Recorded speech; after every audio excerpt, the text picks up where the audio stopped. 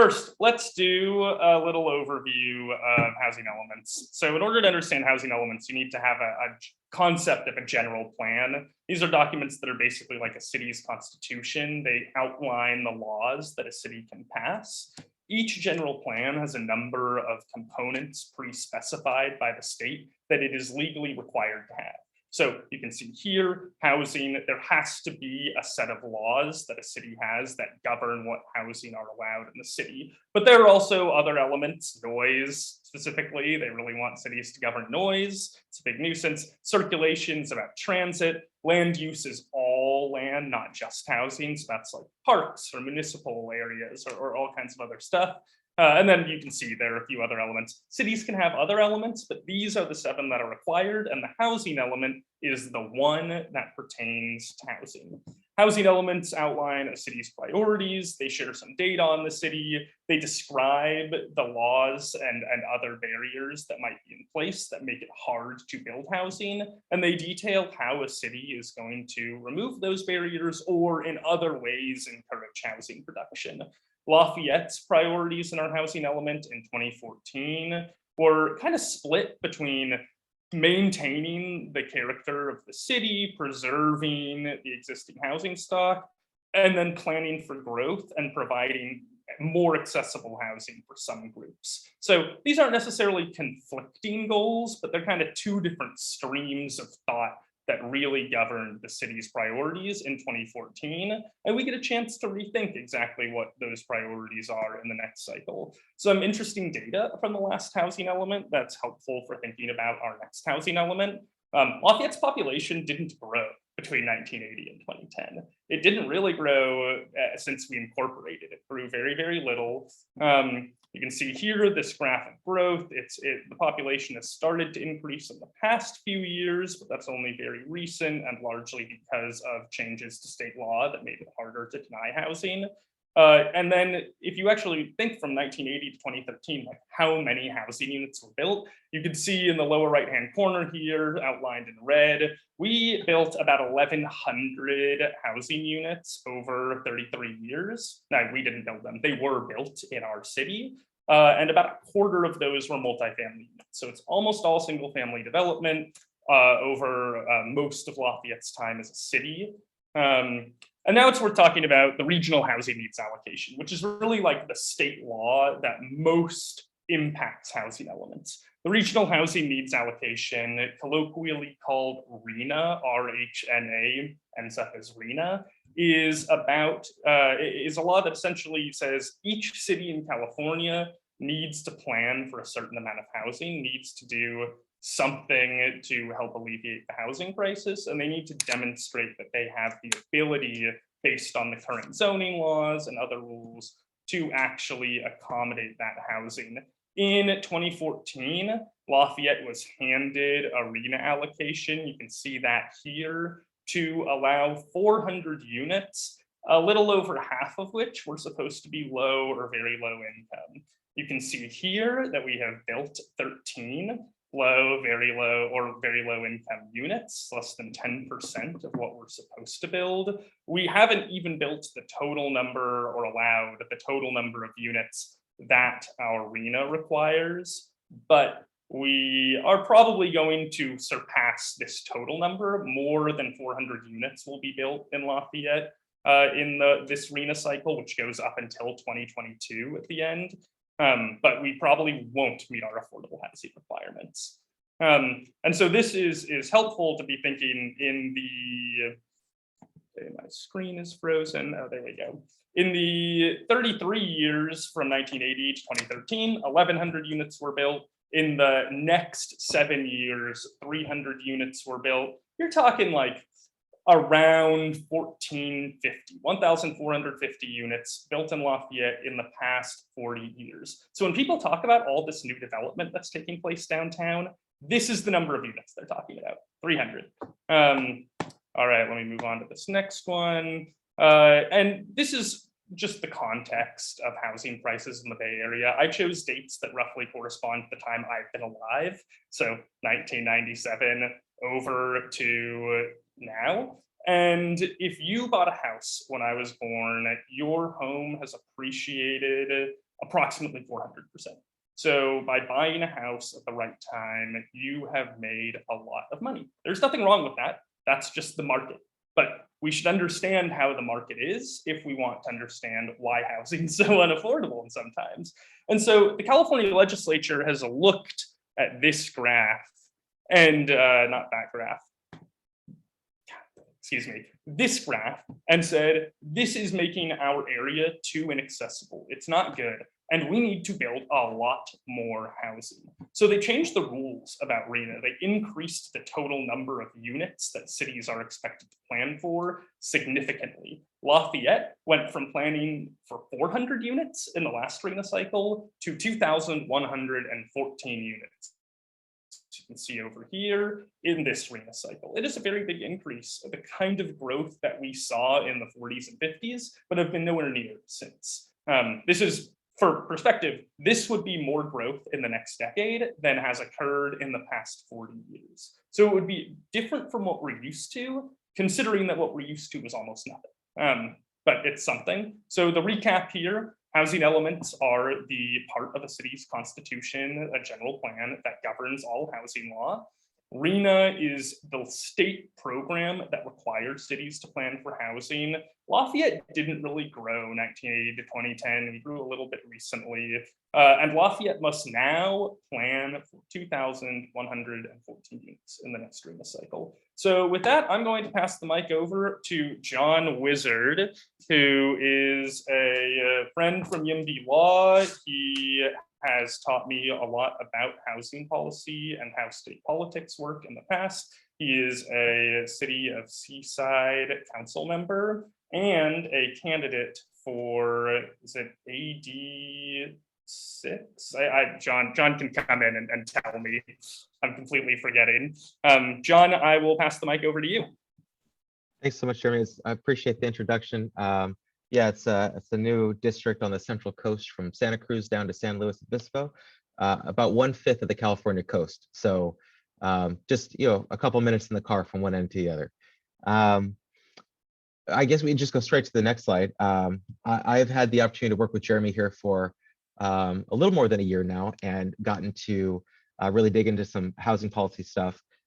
We have so many things to cover. I'll try to be quick, but we have a ton of laws over the last, I think it's been about 7 years that we've really kind of turned up the heat on housing law in California. Back in the day, we had Henry Mello, who was a state senator in the 90s, working on ADUs, and essentially just saying like cities can't say no to everything. They have to say no. They have to say yes to some things. And we've come a long way since then. Those years to do things like the Housing Accountability Act was strengthened most recently, and now the Housing Crisis Act of 2019 creates new rules and regulations for cities to follow the darn law. SB 35 is some streamlining around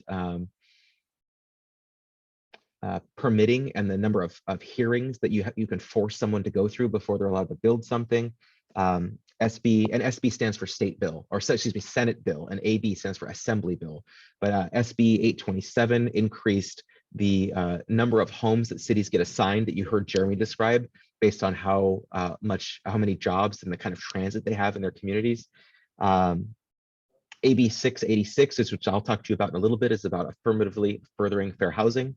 Assembly Bill 1397 provides some specific controls around site inventories. I mean, it's just been very methodical and specific about trying to enhance these various portions of state law, because we've seen historically what we've been doing hasn't been working. So we need to make some changes. And we can go to the next slide, Jeremy. So I apologize, yellow seemed to be the best color kind of across the picture, but there will be a little bit, it's hard to read on that cement there. So AB 2923, Assembly Bill, I didn't discuss it because it's here now, allowed BART, the Bay Area Rapid Transit Authority, to have some autonomy on how they zone things. And it also allows BART to control zoning outside of the rail stops themselves. So where BART owns a parcel off of the rail corridor, whether that's across the street, down the street, a service yard, an office building, whatever the case may be, surface parking, BART is allowed to not only build new housing, but they get to control their own zoning. BART has their own zoning code now, irrespective of what happens in that city or county region. And they can go, they can set their own rules with regard to height, density, parking, floor area ratio. Floor area ratio, or FAR, is the relationship between the building's footprint on a parcel. So if you have a 10,000 square foot parcel, 100 feet by 100 feet, and you have a FAR of 0.5 or 50%, you could cover 5,000 square feet or half of that lot. And most cities don't let you get over 20 or 30%, depending. This says BART can control that and can set their own standard, 2.0, 3.0, meaning you could do 3 stories to cover every square inch of that parcel at 3.0, or 2 stories to cover every square inch at 2.0. And any kind of iteration in between or around or above that. That process began in 2020. However, as of July 1st, 2022, wherever BART has a parcel that's within 75, that parcel lies, 75% of it lies within a half mile of a stop. So, 3/4 of that piece of land is within a half a mile of that BART station. Whether that BART station is existing today or planned in the future, BART gets to do whatever their own zoning is on that parcel. And I think that's a really progressive land use policy, because it's not tying us to what we have now, but looking into the future. Well, if BART's going to put in a new stop in fill in the blank, it makes sense that we plan ahead and don't build something that matches the footprint today, matches that neighborhood today, because when we have that train station, it's going to be important that we have enough housing to absorb all the new ridership and people who will want to seek jobs near that place. So really great stuff out of the state legislature. And you'll hear people complain about, oh, this is destroying the neighborhood character, this is destroying our cutesy town charm. But honestly, we just have miles and miles of highways and hundreds of thousands of square feet of surface parking and big boxy retail stores that really have no aesthetic importance to our communities. And I would rather, and I think a lot of us together in this room now would rather live somewhere where you could walk and bike and be safe and go to a farmer's market and not have to get in a car and drive for 25 minutes in traffic to enjoy the community that you live in. My fiance just left to go pick up my stepson, and because I'm here with you and I couldn't make it happen. And so I'm grateful for her, but also feel bad for her that she just sat in traffic for 40 minutes to drive 4 or 5 miles one direction and 4 or 5 miles back, because there's just no infrastructure, and it's because we don't have density, so that we can preserve this lovely picturesque small town charm we see on the screen. AB 686, I touched on a little bit, affirmatively furthering fair housing. Don't bother explaining that or saying that. It's so much easier to just say AFFH. Just AFFH, everybody knows it's a verb, it's a noun, it's an adjective. We're AFFHing this. That's not great AFFH, just AFFH. Long story short, it is very squishy law. It is not like law enforcement, did the person come to a complete stop? Did the car come to a complete stop behind the limit line? Did they ensure that there was no cross traffic or danger before they entered the roadway and they entered the intersection? It is not that crisp. It's very fluffy, squishy language around reducing segregation and increasing and integrating communities, reducing barriers to opportunity, reducing racially and ethnically concentrated areas of poverty. That's another mouthful that they just call RECAP. Racially and ethnically concentrated areas of poverty is RECAP. And so there's a lot of highest ideals and things we want to achieve, but no specific program on how to do it. And I think that's where you come in as advocates. That's where you come in as volunteers with a critical eye on what your city and your communities are doing to ensure that that AFFH goal is being achieved and not just lip service or window dressing on a bad plan. as you can see here, the status quo is our city is wonderful. We can't go changing it. That perpetuates exclusion. It breeds exclusivity. And most of our communities are already not just a majority, but overwhelmingly single family homes. And so if we're going to ensure that we have opportunity for recently graduated students, single parents, seniors on fixed incomes, people with physical differences or limitations, how are we going to ensure that they have a place in our community if the only type of housing, or at least the predominant type of housing, is this one size fits all single family home with a base price of 7 figures? So it's very important that we truly own up to the goals of AFFH and achieve some semblance, if not actually getting to new opportunities to serve all members of our community. Next slide, please. So what do we actually require with AFFH? You know, what are the things you can hang your hat on? Diligent public outreach. Did the city, did the county identify stakeholders, go out and talk to them, make an effort, and not be passive and wait for people to come talk to them? Did they talk to the disability rights groups? Did they talk to the local chapter of the NAACP? Did they talk to the local homelessness coalition? Did they talk to fill in the blank? We cannot, as a city council member, let me tell you, if you don't go out and work, you only hear from the people who have the time, the resources, the energy to come to you. And that's not everybody. There are a lot of people who are busy trying to find childcare, or who work at night and can't go to a city council meeting, or who have multiple jobs. And when they're not at their jobs, they're trying to help their kid with sports or school or whatever it may be. Diligent public outreach means just that, not phoning it in and hoping to hear back. The next item on that list, let me just pull up my version of the spreadsheet, is the fair distribution of sites. So if you think of a city, just, you know, in your head, it's just a square city, just, you know, 10 units by 10 units, just a big square. And if the city needs to create 2 units in that 10 by 10 square of affordable housing, where should they go? For me, in my mind, it's just sort of where they fit. But some cities like to say, oh, let's keep them together and put them in the corner, or let's put them by the highway, or let's put them in the area where it's not going to go into the neighborhoods of those $7 figure homes. We don't want to disturb the people who live there. A fair distribution of sites means just that. To a reasonable and prudent person, would this look like it affirmatively, more than is required, affirmatively furthers fair housing?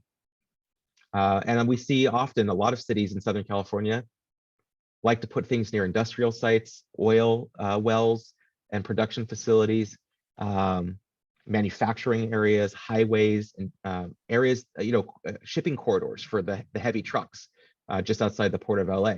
That's not affirmative or fair.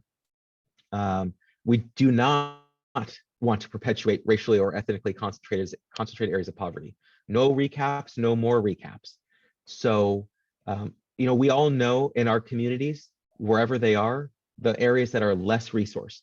And even in very wealthy communities, there is an area where you go, oh, that place probably doesn't have as much money as a couple blocks over or on the other side of town.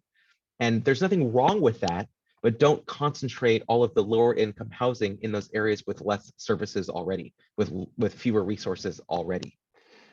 We are supposed to create opportunity, and not just like, oh, isn't that a nice happy surprise that this organically worked out all by itself. We are supposed to intentionally create opportunities because as we've seen at the federal level with empirical evidence and the moving to work and moving to opportunity programs with HUD, we know that when we put people in high opportunity areas, they succeed and they thrive. And if we concentrate lower income families and we concentrate lower income housing in one area, they don't have better outcomes. And so creating that balanced and integrated living pattern, which is the second to last and last bullet points here, When we integrate our communities, we move people into higher opportunity areas, we give them an opportunity to be just as successful. Because as you heard Jeremy say, if you won the housing lottery and bought a house 30 or 40 or 50 years ago, you already live in a high opportunity area. But people who just happened to be born in the 2000s or shortly before, we couldn't buy a house before we were born. And now when it's 6-7 figures to get into an entry-level home that needs a lot of repairs, we're taking opportunities off the table for the next generation. And this helps us eliminate segregation, which is the last slide. When we tell our city councils and our county boards of supervisors, we need to increase opportunity, what it also does is reduce segregation, because when we create those silos of the nice part and the bad part, or the black part and the white part, or whatever the case is, we are perpetuating segregation. And the goal of state law and AB 686 is to break that, not to get away from it or to stop it, but to break it and to create new opportunities and a better and more balanced community. For that next slide, these are the barriers that the State Department of Housing and Community Development, sort of the state planning department, that they see. There's a lot of information. I won't ask you to read it, but just a couple of highlights. Parking requirements can be a barrier to affirmatively furthering fair housing, because if we require so much parking that we don't get to build enough homes, then we reduce the amount of homes available and reduce opportunity. The most famous example in my mind of this is Costa Mesa. Costa Mesa requires 2 parking spots for 1-bedroom homes, 3 parking spots for 2 and 3-bedroom homes, 4 parking spots for 4-bedroom homes, and 5 parking spots for 5-bedroom homes. So if you have a big family with 2 cars and 2 drivers, you need 5 parking spots, which means that you can't really build apartments in Costa Mesa, because 5 parking spots, if each parking spot is roughly worth $30,000, that apartment just got $150,000 more expensive. Instead of having no parking spots in a more transit-oriented community with better bike and pedestrian infrastructure. Zoning that doesn't allow for residential uses in commercial zones. A lot of our cities have fading retail corridors and downtowns that are not as vibrant as they once were. And so when you allow people to live in those downtowns, if I lived on top of a bakery, I would be going to that bakery every day, because the smell of freshly baked bread, the opportunity to get fresh grains, the opportunity to get breakfast pastries on my way to work, I would be their biggest fan. But if you don't have any residential near them, then they're going to have fewer patrons. And that extends to our pharmacies, it extends to our dry cleaners, it extends to the bike repair shops. Allowing people to live in commercial zones enhances businesses, creates new economic opportunities, and creates more tax revenue for the city. So really saying no to it is cutting your nose off to spite your face. That's an easy win for our council members and our supervisors when you advocate for those kinds of things. We'll move to the next slide. Otherwise, I'll just go through these bullet by bullet and we'll be here all night. This last process on a summary of requirements. First and foremost, that number 1 there, every public agency, cities, counties, water districts, school districts, the California State University, if they are engaged in public business, they must affirmatively further fair housing. Now, obviously that's more tied to housing, but we know BART, which does transportation, has to AFFH. And thank goodness, because they're going to get into the housing business here pretty soon. School districts have to AFFH. Well, that's good, because they're talking about a lot of student and teacher housing. Community colleges, when they start to build dorms, they're going to have to AFFH. Every agency, if they receive any public funding, must AFFH in the state of California. And then that gets us to our new housing element requirements. Evan Lowe, council member, excuse me, an assembly member, I didn't mean to demote him there, an assembly member in the Bay Area, came up with a new requirement on site inventories, or essentially the spreadsheet of all the places the city or county says that they expect to see new housing. Before it was just sort of like you put an address on the spreadsheet and you call it a day. Now you need to do an analysis of, is there infrastructure, water, sewer, electrical? Was it previously listed by that city? And if so, how many times? Because if you've listed it enough times, now it becomes by right, a ministerial approval. You can't say no. If you're going to say housing goes there, you have to actually allow it to get built.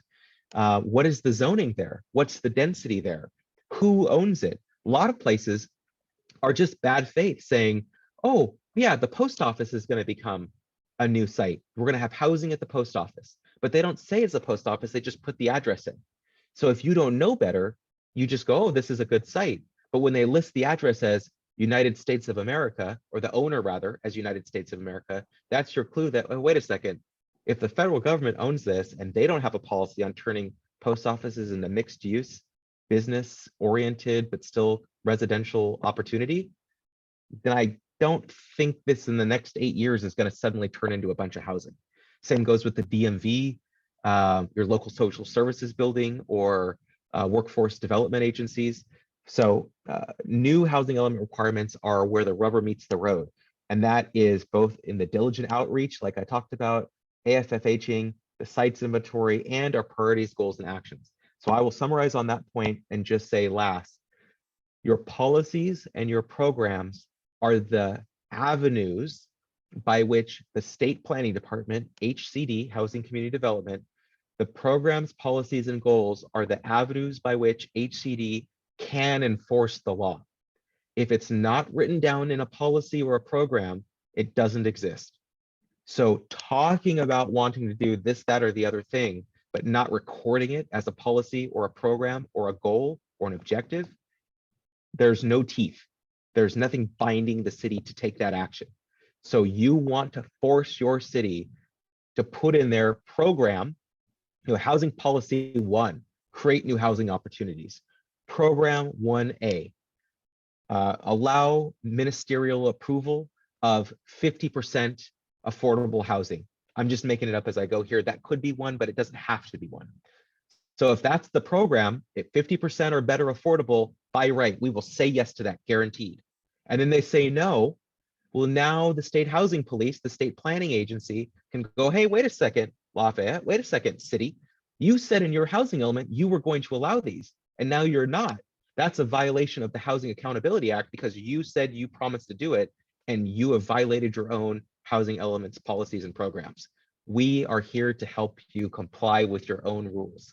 That's how HCD gets involved. If it's not written down, HCD can just encourage, support, request, but if it's written down, you have the force of law behind you. That's where the rubber meets the road, and I encourage you to advocate for more detailed, more specific, more explicit policies, programs, goals, and objectives in your housing element. And that is the last I will say so that you can get a break from my voice. Thank you so much for inviting me to talk with you this evening. My email address is john@YIMBYlaw, no H. I don't need all those letters, just jon@yimblaw.org. I'm actually transitioning to a leave of absence here in the next couple of weeks as I campaign. 3 counties and a 5th of the state of California is a lot of folks to visit. So I will put in my boss's email, Leora. She's actually employed by YIMBY Action, a group we partner with on political advocacy while we stay in our narrow nonprofit lane of community advocacy. Feel free to reach out to her or email me and copy her. That way your email won't get lost. Thank you very much for your time this evening. Thanks, John. Really great. All right, so I'm going to run through a few other laws. I'll hand the mic over to Chris. I'm going to just speed through this because I did not keep track of the time very well. But there are a few other changes to the law. The state has made accessory dwelling units, which are basically small structures that are separate from a main house, much easier to build. This law in particular, AB 671, it requires that cities talk about ADUs, these small detached units in their housing elements. They need to be included in the constraints analysis when the city is looking at what the barriers are to housing production. It needs to talk about the barriers to ADU production. It needs to try to remove those barriers. And just a fun fact, the state has grant programs for home builders to make affordable ADUs that are supposed to be especially accessible to others. There's this law, SB 166, that really implemented this thing called no net loss provisions. And in order to understand no net loss provisions, you need to understand the history of RHNA. Historically, RHNA required cities to identify all of these sites that are going to allow housing. Jon talked about this with the sites analysis, but cities would basically say a bunch of sites. They wouldn't expect them to be developed, and even if they were, they might be built below the density, and the city wouldn't have to change anything. The city, the housing wouldn't be built as planned, and that would be that. Now, no net loss provisions close a loophole. Cities zone to meet their RENA requirements. If housing does not get built on the lots that the city rezones, then the city needs to rezone elsewhere to ensure that the capacity for housing actually exists. Cities can try and make it a little bit easier for them by zoning for a buffer, which means, for example, Lafayette is supposed to zone for 2,114 units. Maybe they rezone for 3,000 units, just in case some of the sites don't get developed at the expected density. And that gives cities a little wiggle room. Maybe sites aren't getting built exactly how the city hoped, but there's some backup. But if the buffer runs out, if, let's say, the 3,000 units that Lafayette zones for just aren't getting built, then cities still need to rezone down the line. And HCD is tracking the progress that cities make. Increasingly in this next cycle, they'll probably make cities rezone if they're not demonstrating the capacity. It's really expensive to rezone. It's tough for a city. SB 35 is kind of like the final line of enforcement for housing element law. Recently, I think passed in 2017, it essentially says that cities that do not have legally compliant housing elements, if the housing element has not been certified by HCD, lose control over their zoning. Any proposal, regardless of zoning compliance, must be approved if it has 20% low-income units or 100% moderate income units. SB 35 is a law that's yet to be tested. It's not clear just how much developers are willing to ignore zoning laws, even when they're able to do so. There's a lot of politics there, but it's a threat that hangs over us if we are not producing the housing that the state requires. And the state is enforcing the law. There is, on the state side, Housing and Community Development, this agency that Jon talked about. They basically just follow the instructions of the legislature as a executive agency. The Housing Accountability Unit is like a task force created by Governor Newsom and put under the authority of HCD, but it's funded by money from the governor's budget, is my understanding. And then Attorney General Rob Bonta recently released a strike force. And it's not totally clear to me what the strike force is going to be doing yet. I think it's mostly helping HCD understand the law and potentially suing cities when they are not complying. But I think that rule is still being worked out. I only highlight this to say that all branches of California government, executive, legislative, judicial, are invested in enforcing housing element law in a way that they have not been historically. But there's also public enforcement. There's this organization, CARLA, the California Renters Legal Association. I might be mixing that up, but that's approximately what it stands for. They're going around suing cities who don't follow the law, and they're forming court precedent. They recently won a case in San Mateo that was very much like our own Terraces case. And San Mateo had to ultimately approve the development they were trying to deny and pay it's like $1 million in legal fees. It's massive. YIMBY law is also going around and suing cities, but they coordinate with CARLA. This Housing Elements Watchdogs program is just all volunteers working together to enforce housing element law across the state. It's hard for HCD to track all of the meetings, all of the data, all of the actual sites that are being claimed as viable for new housing development. And so individuals across the state have taken it upon themselves to help the regulators keep track of what cities are doing. And Inclusive Lafayette members, that's supposed to be pluralized there, can also help enforce the law.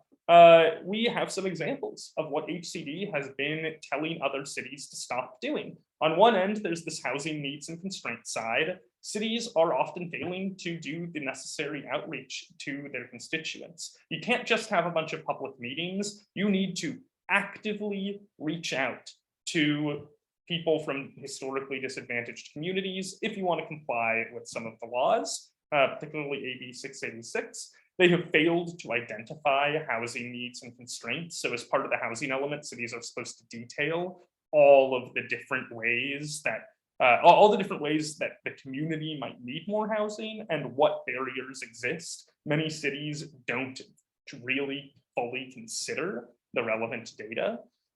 Sometimes cities have an incomplete site inventory. The site inventory, as John was talking about, is this list of locations, parcels where the city thinks it is likely a building will be developed to meet its RENA allocations. But if the site inventory is filled with post office sites, sites where nothing's ever going to be built and it's completely unrealistic, or there just aren't enough units, or a few dozen other potential flaws, then HCD will not accept that inventory.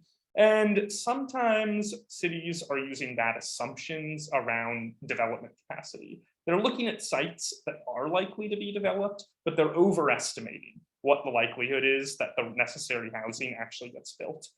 Then there's on the housing program side of things. So the needs and constraints is more about data. The housing programs is what John was talking about at the end there. This part of the housing element that talks about what the city is going to do with its laws to make housing easier to build. So one of the big issues is improper timing of program implementation. Cities can't just list a bunch of programs and say, we're going to implement them, whenever. They have to say, at this time, we are going to implement or at this time, we are going to complete this program, this goal, this policy, and we are going to have changed the rules so that housing can be built in different ways. Or there are all kinds of rule changes. In the program, sometimes the programs don't remove enough of the constraints. So on the housing needs and constraints side, you need to identify the constraints. On the program side, you need to say that you're going to remove them. And HCD is refusing to certify housing elements that don't make a good faith effort to remove constraints.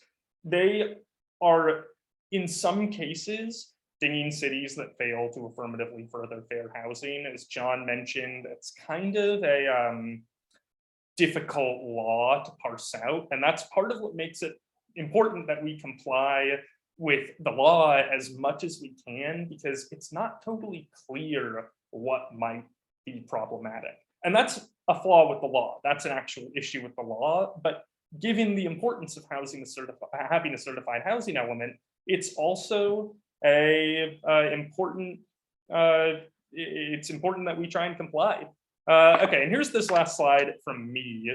How can community groups support the law, or a group of individuals? I think knowing the law and educating city officials about the law is really helpful, making sure that people know, like, these are the parameters we're working in. It's not about whether they're good or bad, it's about the well-being of the city. Like, personally, I think the RENA process is kind of silly and arcane and complicated, but it is the law that we must follow, and there will be consequences if we don't. It is also the main tool that affordable housing advocates have to promote housing development. So we have to use the tools we have, even if we don't necessarily love them, and we have to make sure that our leaders understand these laws so that they can make well-informed decisions. But another way to try and help support the rule of law is to make sure the regulators know what you are saying. If you are telling city council members that they are at risk of violating the law, and they go ahead and ignore you and violate or take that risk, then just make sure HCD knows what the city is doing. And that's the only way that they will be able to enforce the law to their best abilities. But all of that's a little complicated. I forgot to say, stick around after this presentation and hang out with us. We can give you more specific things to do. But if you don't want to get so involved, just talk to your networks. Tell your family, your friends about what is happening in the city. A lot of people look at changes to Lafayette and they're like, this is terrible. Why is the city council allowing this? Why is anyone else allowing this, XYZ? It's because we don't really have a choice. The state has said Lafayette must build housing. We must do our fair share to address this housing crisis. You might not like it, but not following the law has more consequences than trying to follow. So let's make sure that Lafayette maintains its legal sovereignty, that Lafayette continues to have the authority that it does, and that we use that authority responsibly to build more inclusive housing here. And on that note, I'm going to pass the mic over to another board member, Chris Mickas. I know we're going over, it's just going to be, he'll talk for 5 minutes, and then we'll do a quick Q&A and some breakout groups. So Chris, passing the mic to you. All right, thanks, Jeremy. I'll try to be quick going through this. So I'll be talking a little bit about how these state laws apply to Lafayette specifically. I'll start with the caveat that Jeremy and I are not lawyers. We don't have legal degrees. This is just our work as volunteers to try to interpret the laws as we see them and make some informed assessments based on context from other cities around the state and from better resources we can refer to. So looking at the timeline, as of right now, we're really getting more into the opportunity sites and looking at specific parcels and how they're zoned. That's where we'll be at for the next month or so. And then leading into April and May, they'll be reviewing the draft housing element and approving it. That will be, just to interject, that's like the Planning Commission and the City Council will be between April of 2022. And I think they actually mix this up. It should be 2023 that we're adopting a housing element, but interesting. We've got some time. This timeline is probably going to change with the discussion. Anyway, sorry, Chris. I'll pass it back to you. No, fine. So just to reiterate our goals specifically for the housing element, our top goal is to maximize affordable rental units. And when we say affordable, that's rent-controlled units that are restricted for people with very low incomes and moderate incomes as defined by the state, which is all relative to county median incomes. Aside from that, though, we want to allow more housing overall. There's a big gap even between what is affordable to moderate income families and what's affordable to really what single family homes cost in Lafayette. And there's a huge gap in that range. So when we talk about emphasizing multifamily housing, even that isn't rent controlled and affordable, there's still a huge gap in that between people who are making $80,000 a year who are considered moderate income for your single person, and then people who can afford a 7-figure home. Aside from that, we want to preserve open space and prioritize infill development, making good use of land that's already been developed without breaking into any protected natural land. And then in general, avoid clashing with state laws and avoid expensive litigation down the road. So starting off with things we think the city's doing really well, the council and planning commission seem to have a consensus that we want to support ADUs as much as possible, which is very good, seems mutually beneficial to everyone here. There is a provision that HCD has where parcels under 0.5 acres, under half an acre, can't be considered for affordable development independently, just because that's really too small of a parcel to economically feasibly have any affordable development. There aren't many sites on the city's opportunity site list that are contingent on aggregating these into larger parcels, which is good because that's logistically more difficult than using a larger parcel to prioritize affordable development. And then the city does have a pretty good buffer, obviously more of a buffer at the above moderate income and moderate income sites, just because that's more feasible to develop in parcels of all size. But 44% is a pretty significant buffer overall. Moving into areas where we are potentially at risk, I think our interpretation is that the BART sites are probably the biggest risk because they do comprise a pretty big portion of our very low and low income opportunity site draft zoning. So this is what John was talking about a little bit earlier, where sites that aren't necessarily going to be developed in this time frame, and there's pretty decent background for that, that might be considered by HC to not be a viable site. Still should be upzoned, of course, but it might not count towards our opportunity sites because there's no plans to develop Lafayette's BART site within the 8-year time frame for this RHNA cycle.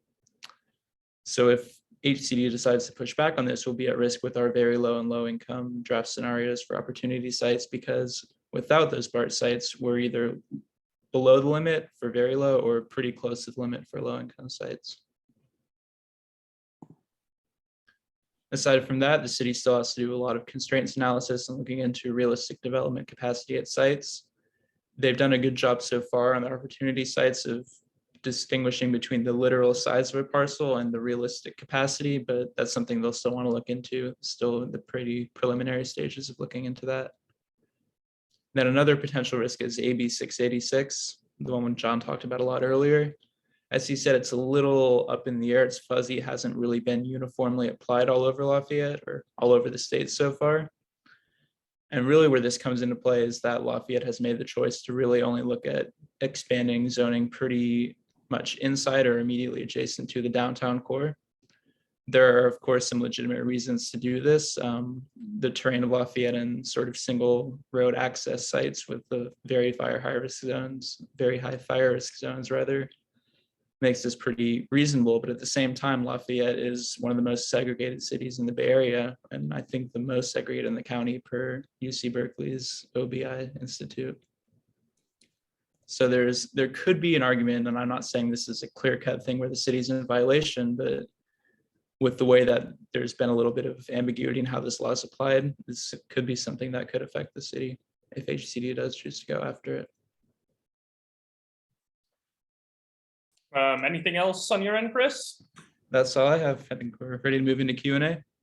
All right, sweet. I'm going to stop sharing the screen and Tess, do you have any questions that have come in for us? There's been some discussion. I don't know if there are explicit questions in the chat, but anyone feel free to drop your questions in the chat. So Jeremy and Chris can help to answer them. I'm gonna give people 30 seconds to ask questions if you have them. And if nobody asks questions, then we're gonna move straight to breakout rooms.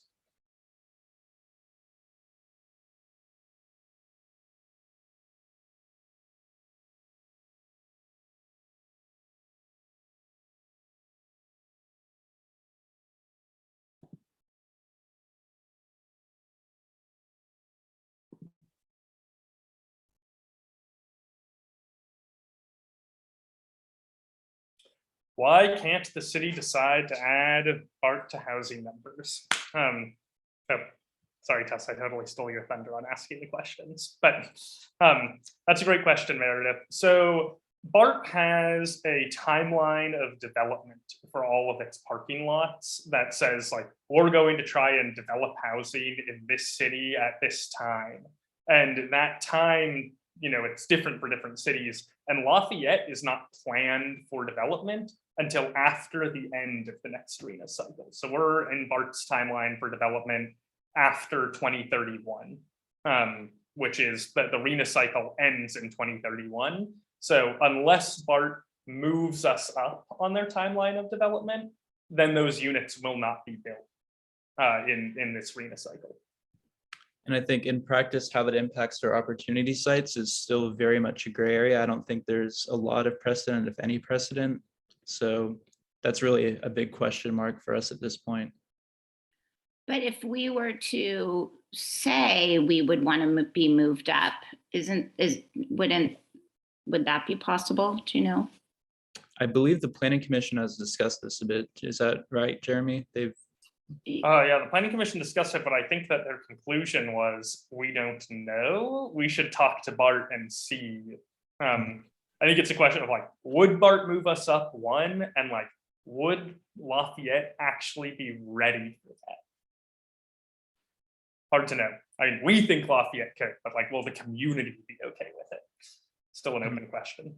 And I think there's so much confusing context for this that it's something where if the city says outright, all right, we want to prioritize BART development and get it here as soon as possible, that could face public backlash because it's, I guess the constraints and the factors in that decision are not necessarily intuitive, especially for people who aren't following this closely. So it's a complicated political issue too.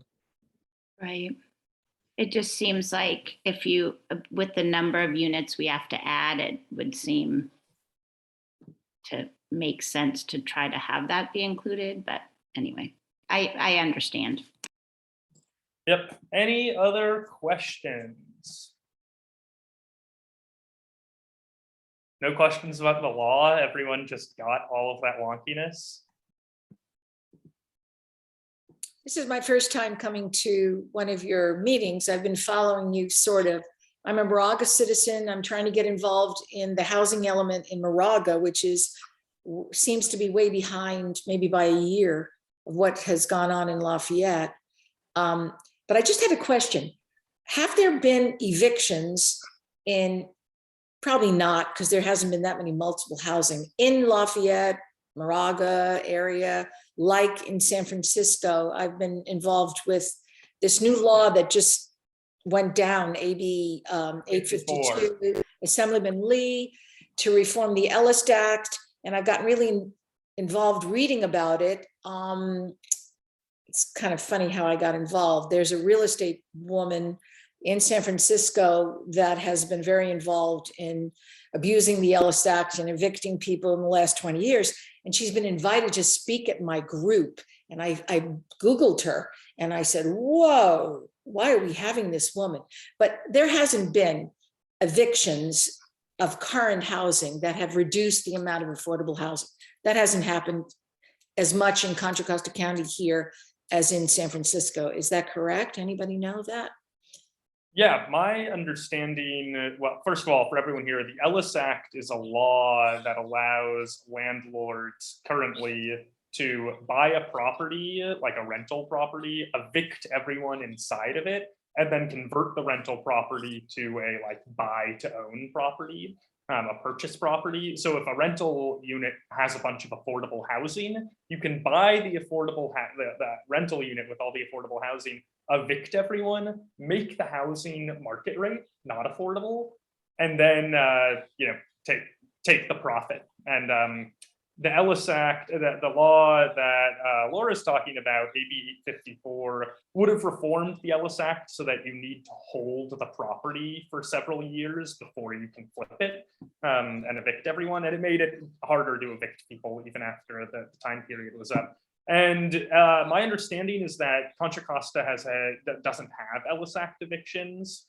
I don't understand the mechanics about it, but I talked to people at RBK's office, at Rebecca Bauer-Kahan's office, our assembly representative, and they were saying that there are no Ellis Act evictions here. Okay, thank you. Mhm. All right, last call for questions. 7, so I really want to get to the breakout rooms. Okay. Well, for those who are not going to stick around, it was lovely to have everyone at this meeting. Tess is going to stay in the main room if people want to hang out and ask more questions.